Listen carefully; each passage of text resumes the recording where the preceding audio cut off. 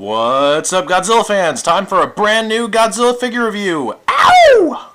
Now this is something I just got in the mail a few days ago, and it begs to be reviewed right now. So here he is, the Marmit Kit Godzilla 1966.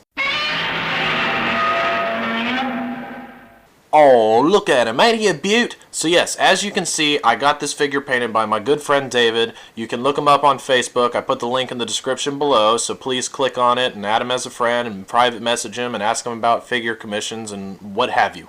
So again, David, thank you very much for doing this for me. The figure looks awesome. I am more than pleased. He looks amazing compared to what he used to look like before I sent him off, and I am just more than impressed with the results.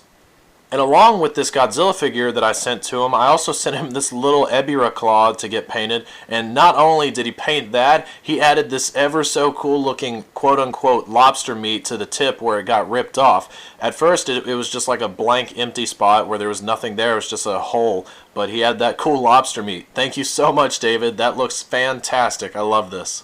So besides the amazing paint job that David did, let's talk about the actual figure itself a little bit more. The figure itself I did get years ago off of eBay in the box with the instructions and a little pre-painted like photograph of what the figure would look like when it was pre-painted. But I don't know if the figure actually ever came pre-painted. They might have all come as model kits. But anyway, yes, here's the box. Looks pretty damn cool. I mean, there's Godzilla 54 on the front, looking proud as can be because he's the king of the monsters. Right here on the side is some Japanese crap that I can't read. And if you look really closely right there, it says 1966, 2004. 1966 being the model of the figure, like which Godzilla it is, and 2004 being when it came out.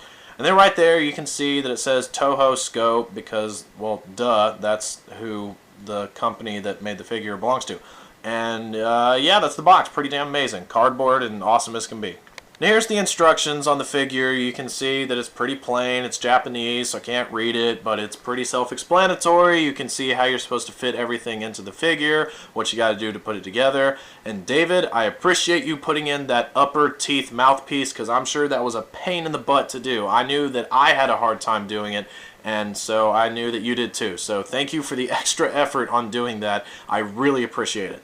And then finally, here is the actual picture of what the figure would look like if it was pre-painted. But like I said, I don't know if this figure ever came pre-painted because I've never seen a pre-painted one of these figures out there before. All I know is that it came as a model kit, and this thing is rare as can be because, you know what? I don't think I've ever seen this thing for sale or anywhere else since I bought this guy. He is hard to find.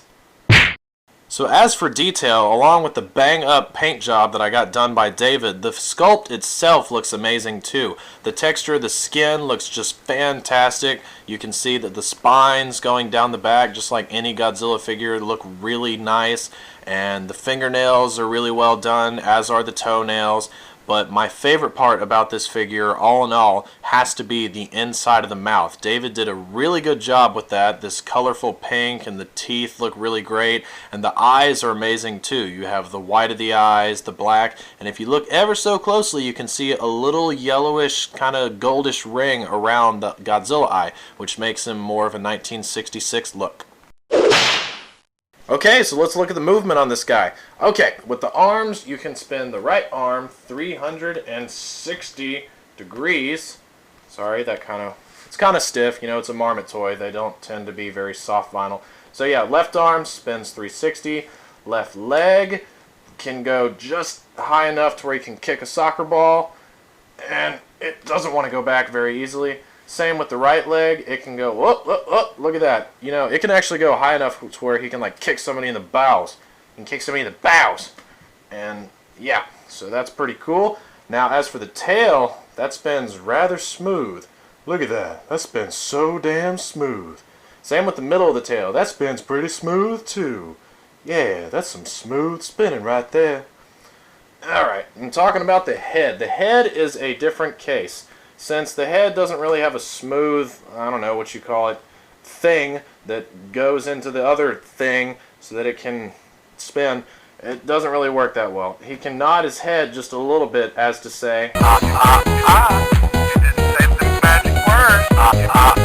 So yeah, his head can do that. And as for the mouth can actually open and close just a little bit As you can see right there, he can just, yeah,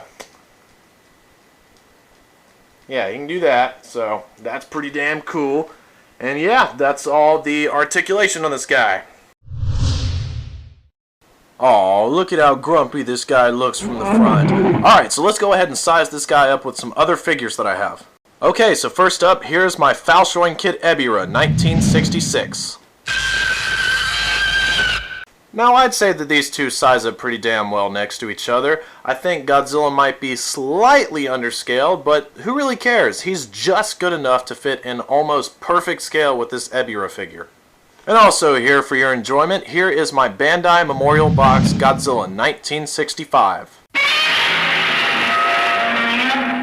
Now this is just a little show so you can see what a 6-inch figure looks like next to this. Being that this is a Marmit figure, he is in the 9-inch scale, so 6-inch figures are a no-no with this guy, just like almost any Marmit or X Plus figure. But there you go. Okay, so David, I'm going to keep bragging about how great of a job you did on this figure. Not only did David do a great job painting this, but the figure itself is just pretty much amazing to begin with. So, I mean, you can look at it and you can just see that the detail is very well done on this guy with the texture of the skin and the paint job that David did. And the arms move and the legs move and the tail moves, so that's pretty good with articulation. Sizing actually does a pretty good job too, but you have to size it up with that specific Ebirah figure that I have that probably no one else will have. Not so much with 6-inch toys though. And yeah, I guess that's all I really have to say about this guy. He looks amazing. I love him. David, again, thank you. And with all that being said, I guess I don't know what else to say except for thanks for watching, you guys, and sayonara.